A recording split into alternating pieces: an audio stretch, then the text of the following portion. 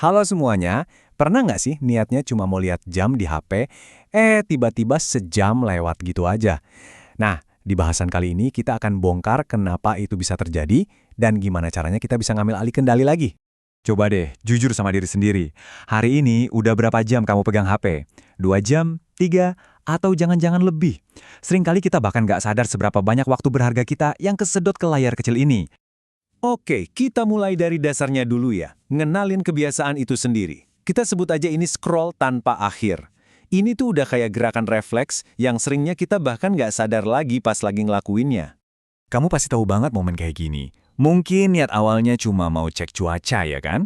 Tapi entah gimana, jempol kamu tuh udah gerak sendiri. Buka media sosial, dan ya udah mulailah nge-scroll tanpa tujuan, tanpa henti, cuma liatin konten satu ke konten lainnya. Dan ini nih bagian yang paling sering kejadian.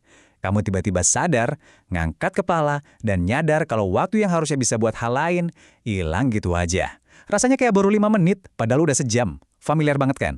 Terus, kenapa sih susah banget berhentinya? Ini tuh bukan sekedar kurang niat loh. HP dan aplikasi-aplikasi di dalamnya emang sengaja dirancang buat bikin kita balik lagi dan lagi.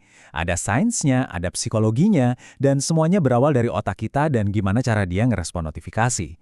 Semuanya itu intinya ada di sesuatu yang namanya siklus hadiah notifikasi. Gampangannya gini, setiap kali kita dapat like, komen, atau pesan baru, otak kita tuh dapat hadiah kecil, semacam suntikan dopamin, zat kimia yang bikin kita senang. Nah, karena dapat hadiah, otak kita jadi ketagihan dan pengen lagi. Siklusnya ini simple banget, tapi kuatnya luar biasa. Pertama, ada pemicu, bunyi notif atau getaran. Terus, ada tindakan, kamu buka HP, buka aplikasinya. Dan terakhir hadiah, rasa puas sesaat pas lihat ada yang baru. Nah, lingkaran ini bisa terjadi puluhan bahkan ratusan kali sehari loh. Dan setiap kali terjadi, kebiasaannya jadi makin kuat. Oke, kita udah ngerti masalahnya. Sekarang, bagian yang paling penting, solusinya gimana? Ini bukan soal buang HP kamu jauh-jauh ya, tapi lebih ke gimana cara pakainya dengan sadar. Yuk, kita bahas 3 cara praktis buat ngambil alih kendali waktu kita lagi.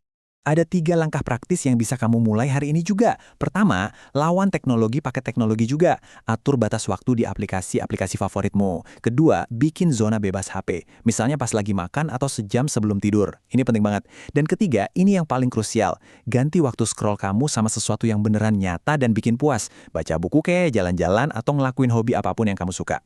Nah, sekarang kita sampai di bagian buat refleksi diri. Pada akhirnya, ini semua tuh bukan cuma soal ngurangin waktu di depan layar loh. Ini tentang gimana caranya kita ngambil lagi aset kita yang paling-paling berharga, yaitu waktu. Ingat ya, tujuannya itu bukan buat berhenti total main HP, sama sekali bukan. Tapi lebih ke mengubah cara kita menggunakannya. Dari yang tadinya sembarangan, dikontrol sama notifikasi, jadi penggunaan yang punya tujuan. Kamu yang pegang kendali, bukan sebaliknya. Aku mau tinggalin kamu dengan satu pertanyaan ini. Coba bayangin deh. Kamu dapat tambahan 1 jam setiap hari. 1 jam yang biasanya hilang gitu aja buat scroll tanpa henti. Coba pikirin semua kemungkinan yang bisa kamu lakuin.